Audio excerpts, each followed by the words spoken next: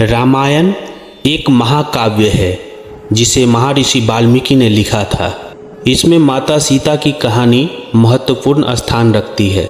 माता सीता भगवान श्री राम की पत्नी और जनकपुरी के राजा जनक की पुत्री हैं। उनके जीवन की कहानी त्याग, धैर्य और नारी शक्ति का प्रतीक है। माता सीता का जन्म राजा जनक की पुत्री के रूप में हुआ। एक दिन राजा जनक यज्ञ के लिए खेत जोत रहे थे। तभी उन्होंने हल की नोक से एक कन्या को धरती से प्रकट होते देखा। इस अद्भुत घटना के कारण उन्हें भूमिजा भी कहा जाता है। राजा जनक ने उन्हें अपनाया और उनका नाम सीता रखा। जब माता सीता विवाह योग्य हुई तब राजा जनक ने घोषणा की कि जो कोई शिवजी के धनुष को तोड़ेगा वही माता सीता से विवाह करेगा। कई राजाओं और वीरों ने प्रयास किया परंतु सभी असफल रहे। अंततः अयोध्या के राजकुमार श्री राम ने धनुष को तोड़कर माता सीता का वरण किया। इस प्रकार माता सीता और श्री राम का विवाह संपन्न हुआ और माता सीता अयोध्या की रानी बनी। श्री राम को उनकी सौतेली माँ कैकेयी की जिद के कारण 14 वर्षों का वनवास मिला। माता सीता ने अपने पति का साथ निभाने का निर्णय लिया और उनके साथ वनवास को चली गई।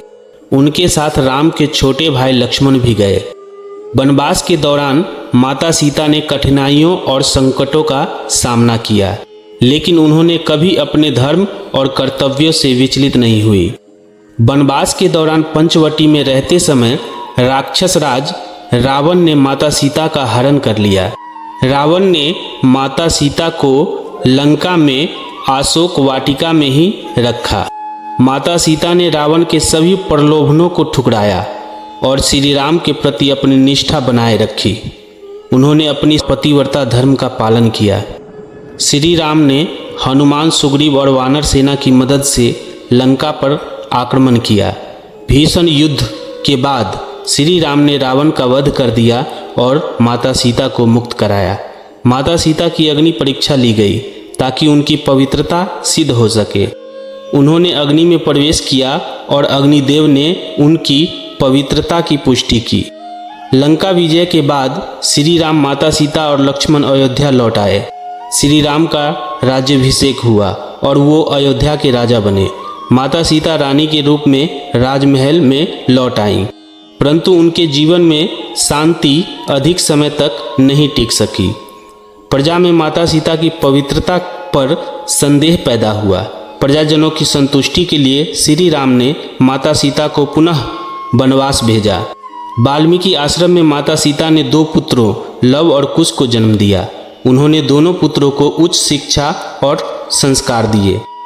लव और कुश ने श्री राम के अश्वमेध यज्ञ के घोड़े को पकड़ा और उन्हें युद्ध में परास्त किया। इस प्रकार श्री राम को अपने पुत्रों का पता चला और उन्होंने माता सीता को वापस बुलाया। अपनी पवित्रता की अंतिम पुष्टि के लिए माता सीता ने अपनी माँ धरती से प्रार्थना की और धरती माता ने उन्हें अपनी गोद में समा लिया।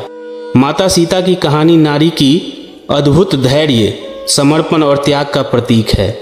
उनकी जीवन यात्रा संघर्ष और संकटों से भरी थी, लेकिन उन्होंने अपने धर्म और मर्यादा को कभी नहीं छोड़ा। उनके चरित्र से हमें सच्ची नारी शक्ति का एहसास होता है, जो प्रत्येक कठिनाइयों का सामना साहस और धैर्य से करती हैं। रामायण में माता सीता का चरित्र आज भी प्रासंगिक है और अनंत प्रेरणा का स्रोत है।